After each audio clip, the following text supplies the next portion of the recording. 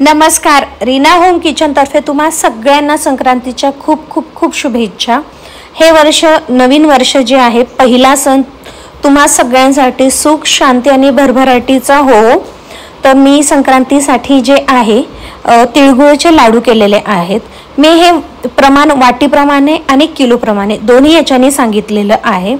तर सगळ्यात आधी गूळ मी इथे चिक्कीचा घेतलाय, साधा घेतलात तरी चालेल, असा बारीक चिरून घेतलेला आहे।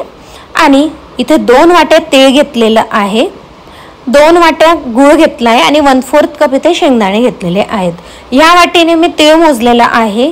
तर ही वाटी पावशरची एक म्हणजे तीळ अर्धा किलो, गूळ अर्धा किलो आहे आणि शेंगदाणे थोडेफार घेतलेले आहेत। सगळ्यात आधी शेंगदाणे भाजून घेऊयात। शेंगदाण्यांवरचं साल निघायला लागलं, मंद आचेवर भाजायचे, तर आपण हे साईडला काढून घेणार आहोत। मग तीळ आपण टाकून घेऊया।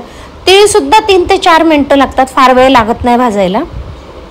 ही भाजत असताना चट चट चट असा आवाज आला म्हणजे आपली तीळ छान खमंग भाजली गेलेली आहे। आता ही देखील आपण काढून घेणार आहोत।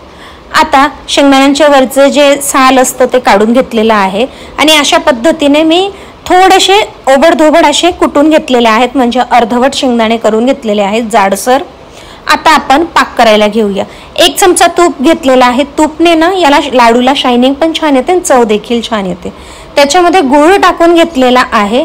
हे कमी गॅसवर आपल्याला गूळ मेल्ट करायचा आहे। साधारण 15 मिनिटं आपल्याला ही प्रोसेस लागते करायला।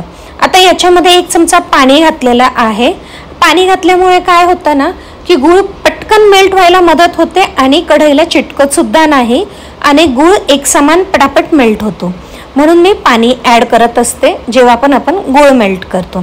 आता बघा गूळ पटकन मेल्ट व्हायला सुरुवात झालेली आहे आणि कढईला देखील चिपकत नाहीये। आता गूळ 5 मिनिटात संपूर्ण वितळला आहे। आता हा झाला आहे, हे कसं चेक करायचं? एका बशीमध्ये मी इथे पाणी घेतलंय आणि चेक केलं तर हे बघा अगदी ते गोळी होत नव्हती।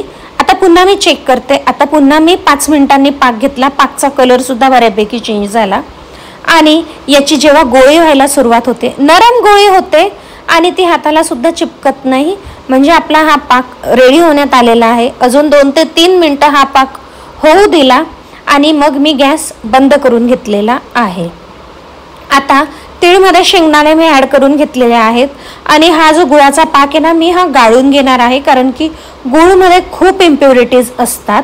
तर ते गाळून घेतल्यामुळे काय होतं ना, खडे लागणार नाही खाताना लाडू, त्याच्यामुळे ही काळजी मी नेहमी घेत असते। तर अशा पद्धतीने बघू शकता किती घाण निघालेली आहे, किती खडे दिसत आहेत। आपल्याला गूळ स्वच्छ वाटतो परंतु त्याच्यामध्ये असतेच घाण। आता याला आपल्याला मिक्स करून घ्यायचं आहे आणि आता गरम आहे तर गरम गरम याला हात लावायचा नाही आहे। आपल्याला सहन होईल इतपत जेव्हा ते मिश्रण थंड होईल तेव्हाच लाडू वळायला घ्यायचे आहेत। तोपर्यंत मी काय केलंय, हे मिक्स करत थोडं थंड देखील केलं आणि हे एकसारखं एकजीव छान मिक्स करून घेतलेलं आहे।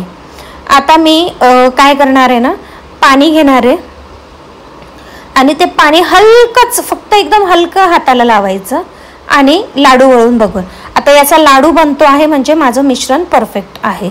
हे बघा एकदम हलकं हाताला चोळलं गरम लागू नये म्हणून आणि आधी अर्धवट असे गोल लाडू करून घेतलेले आहेत।